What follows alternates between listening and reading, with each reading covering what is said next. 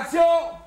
Ne vous y trompez pas, ces personnages viennent d'enterrer un proche. Derrière les rires, les larmes ne sont pas loin. Le prochain film de Cédric Klapisch raconte l'histoire d'une fratrie qui va devoir décider si elle reprend le domaine viticole après le décès du père.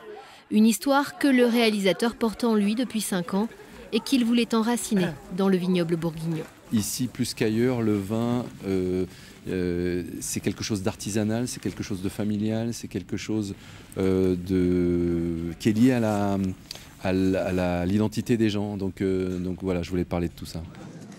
Le vin et le vent, le 13e long métrage de Cédric Klapisch, réunit à l'affiche Pio Marmaille, Anna Girardot et François Civil.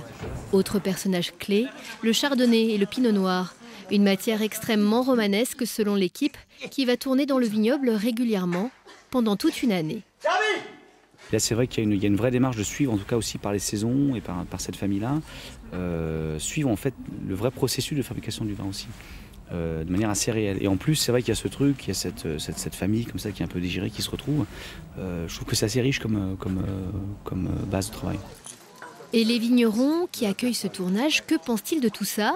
Eh bien, ils découvrent l'envers du décor et quelques ressemblances avec leur propre métier. Ils ont aussi, comme nous, l'envie d'avoir un boulot super bien réussi à la fin.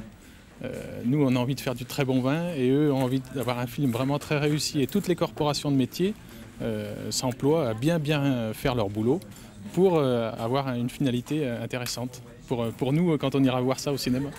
Mais le 7e art, c'est un peu comme un bon millésime, il faut savoir attendre avant de le goûter.